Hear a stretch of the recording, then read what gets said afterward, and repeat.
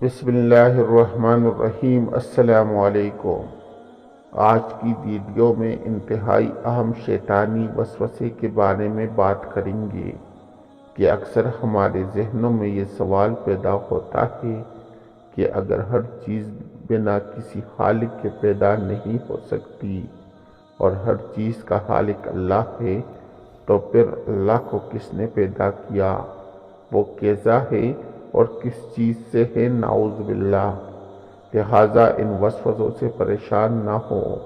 وسوسوں میں مبتلا اشخاص کی تسلی و تسکین کے لیے کہا ہے کہ جس طرح چور اس گھر میں جاتا ہے جہاں کچھ معلومات ہوتا ہے، اسی طرح جس دل میں ایمان ہوتا ہے شیطان وہاں آ کر وسوسے ڈالتا ہے۔ شیطان چونکہ انسان کا ازلی دشمن ہے، وہ انسان کو کسی بھی طرح سکون اور چین سے نہیں رہنے دیتا۔ شیطان کی سب سے پہلی کوشش یہی ہوتی ہے کہ وہ کسی طرح انسان کو اس کے خالق کے بارے میں شکوک و شبہات میں ڈال کر اس کو سرے سے ہی بے ایمان و مشرک کر دے، اور اگر شیطان اس عمل میں ناکام ہو جائے تو پھر اس کی دوسری کوشش یہ ہوتی ہے کہ وہ مومن کی اہم عبادتوں، نماز، روزہ، حج اور زکوٰۃ کے بارے میں شکوک و شبہات پیدا کر دے۔ خیر، شیطان کا سب سے اہم اور خطرناک وسوسہ یہی ہے کہ جب ہر چیز کا خالق اللہ ہے تو پھر نعوذ باللہ اللہ پاک کا خالق کون ہے؟ خیر، اگر یہ سوال مسلمان دل میں پیدا ہو تو اس کا جواب ہم قرآن و سنت کی روشنی میں دے سکتے ہیں، لیکن اگر کوئی غیر مسلم یہ سوال کرے تو اس کا جواب ہم ویڈیو کے آخر میں دیں گے۔ سب سے پہلے یہ جواب دیتے ہیں کہ اگر مسلمان کے دل میں یہ وسوسہ پیدا ہو تو اس کا حل کیا ہے؟ فریڈ ہائل لکھتا ہے کہ اس بات کا امکان کہ دنیا خود بخود وجود میں آئی ہے تو اس سے زیادہ کچھ نہیں کہ ہم یہ یقین کر لیں کہ کبھی کوئی ہوا چلی ہو اور کوڑا کے ڈھیر سے ایک ہوائی جہاز بن گیا ہو۔ رچرڈ ڈکینز اپنی کتاب دی گاڈ ڈیلیورنس میں لکھتا ہے کہ اگر یہ مان لیا جائے کہ جہاز خود نہیں بن سکتا، اس کو کسی نے بنایا ہے، اسی طرح یہ دنیا بھی خود نہیں بنی بلکہ اس کو بھی کسی نے بنایا ہے، تو پھر جس نے اس کو بنایا ہے تو اس کو بھی تو کسی نے بنایا ہوگا۔ خیر، اگر یہ سوال مسلمان کے ذہن میں آئے تو وہ درج ذیل احادیث پر غور کرے۔ صحیح مسلم کی حدیث نمبر 134 ہے کہ حضور نبی کریم صلی اللہ علیہ وآلہ وسلم نے فرمایا، ہمیشہ ہی لوگ ایک دوسرے سے سوال کرتے رہیں گے کہ اللہ نے ہر چیز کو پیدا کیا تو پھر اللہ کو کس نے پیدا کیا؟ تو جو شخص ایسا اپنے ذہن میں پائے تو وہ یہ کہے میں اللہ پر ایمان لایا۔ اسی طرح مسند احمد کی حدیث ہے، حضور صلی اللہ علیہ وآلہ وسلم نے فرمایا کہ جب کسی کے پاس شیطان آ کر پوچھتا ہے کہ آسمان کو کس نے پیدا کیا تو وہ جواب دیتا ہے اللہ نے۔ پھر شیطان پوچھتا ہے زمین کو کس نے پیدا کیا تو وہ کہتا ہے اللہ نے۔ یہاں تک کہ شیطان یہ سوال کرتا ہے کہ اللہ کو کس نے پیدا کیا؟ بس اگر تم میں سے کسی کے دل میں یہ سوال آئے تو فوراً بولو آمنت باللہ ورسولہ، یعنی میں اللہ اور اس کے رسول پر ایمان لاتا ہوں۔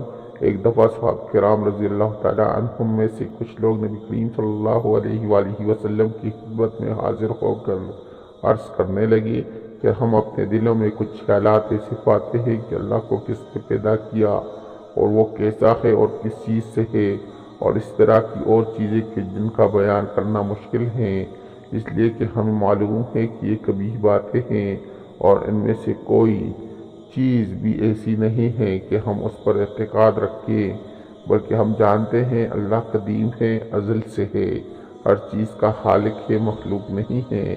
تو ایسے خیالات جو ہمارے دل میں آتے ہیں ان کا کیا حکم ہے؟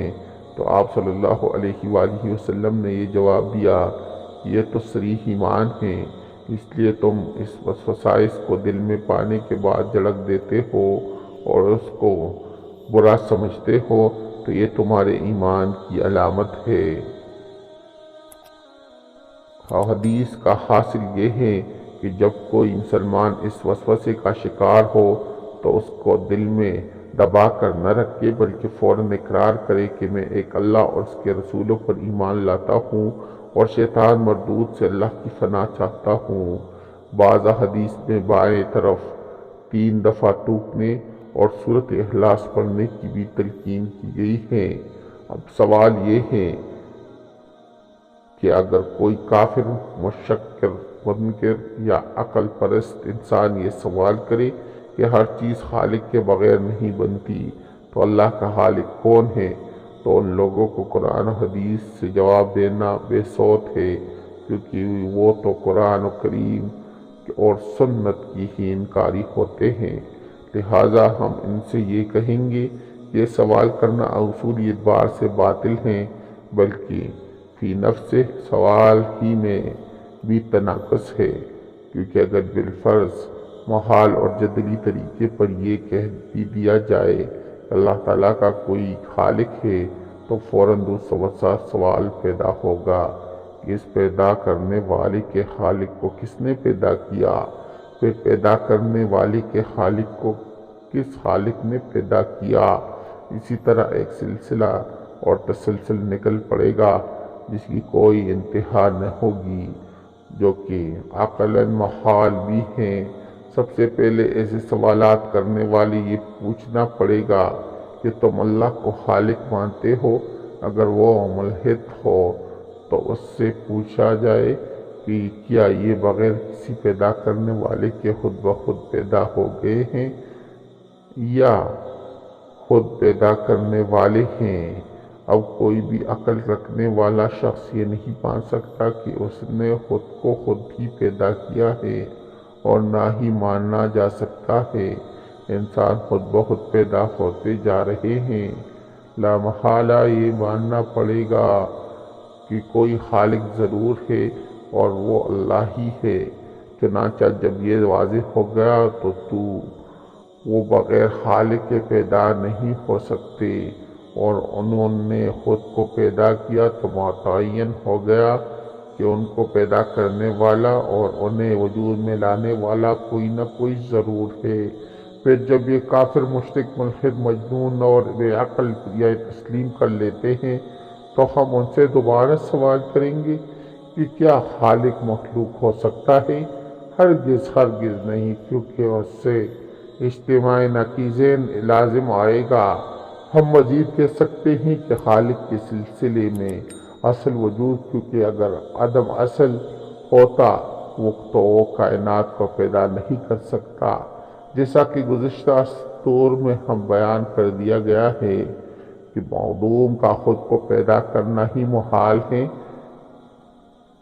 کہ وہ کائنات کو پیدا کرے۔ لہٰذا جب خالق کے سلسلے میں اصل وجود ہے تو اس کے سبب وجود اور اس کے خلقت کے بارے میں سوال کرنا ہی سر سے باطل ہے۔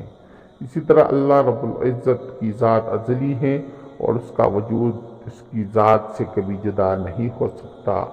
اسی طرح اگر ہم کہیں کہ ہر چیز کا کوئی نہ کوئی خالق، چنانچہ کائنات کا کوئی خالق ہے، پھر اس کائنات کو پیدا کرنے والا کا کوئی خالق ہے، پھر اس کے پیدا کرنے والے کا کوئی خالق ہے، پھر اس کے پیدا کرنے والے خالق کا کوئی خالق بھی کوئی پیدا کرنے والا ہوگا، تو یہ سلسلہ چلتا رہے گا اور کبھی ختم نہیں ہوگا، اور اس تسلسل سے یقینی طور پر لازم آئے گا کہ کائنات کا کوئی خالق ہی نہیں ہے، کیونکہ جب ہم یہ کہیں گے کائنات کو پیدا کرنے والا کا کوئی بھی خالق ہے تو اس سے اس کا مخلوق ہونا لازم آئے گا، اور جو مخلوق ہو وہ خالق نہیں ہو سکتا، اور جب خالق نہیں ہو سکتا تو پھر کائنات کو پیدا بھی نہیں کر سکتا، مگر کائنات کے وجود سے پتہ چلتا ہے۔ یہ سوال اور فلسفہ ہی سرے سے باطل ہے،